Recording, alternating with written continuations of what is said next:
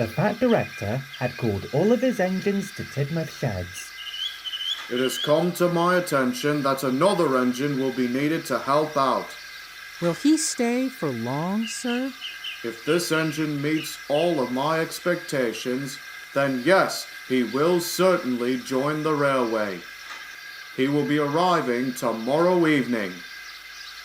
The following evening, the new engine arrived. He was a saddle tank engine with an American design, though he was built at the North British Locomotive Company. This is Niles.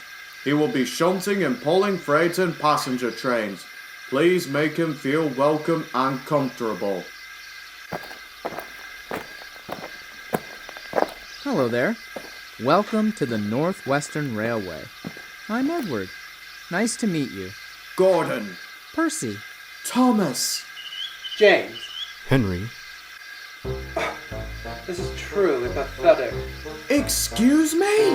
I've heard stories from other engines about all of you, and the engines I am looking at are either antiques, of flawed designs, or just downright improper.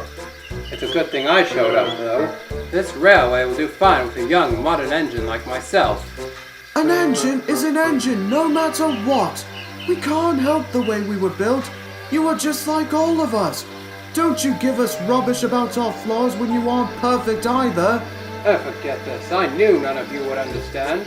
I'll be much happier sleeping in the yard. Who does he think he is? Coming to our yard and going about how special he is? It's disgraceful. Disgusting. Despicable. The next morning, Niles was put right to work. He roughly arranged freight and passenger trains.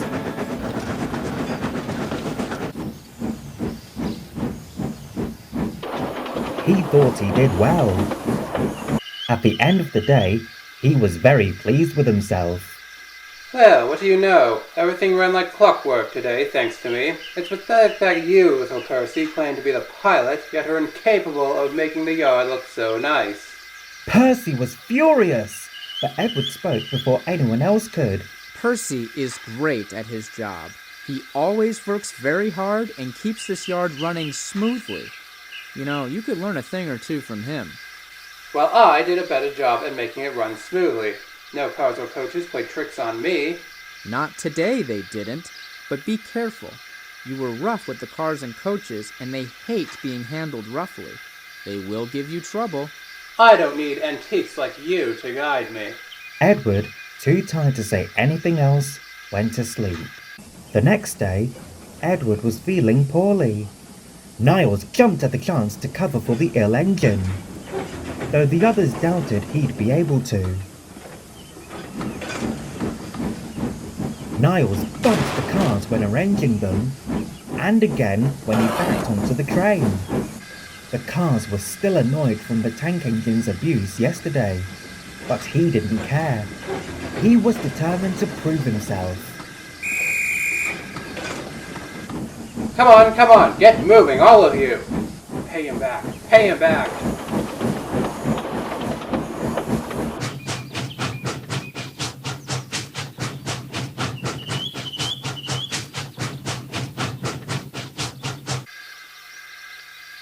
What's going on?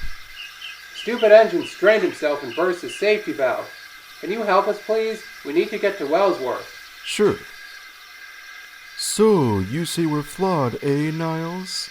It wasn't my fault. It was my blasted safety valve in those cars. Well, you got what was coming to you. Now let's get to Wellsworth. You're late.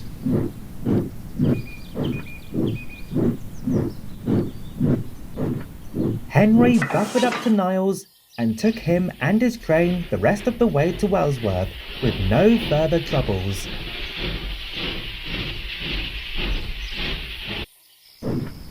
When he came home that night, he told the others all about Niles' mishap. They laughed. Niles, meanwhile, was miserable at the works. He never did apologize to anyone and was sent home in disgrace after his safety valve was repaired. No one bothered to see him off. They didn't care enough to do so. His absence was more of a relief than anything.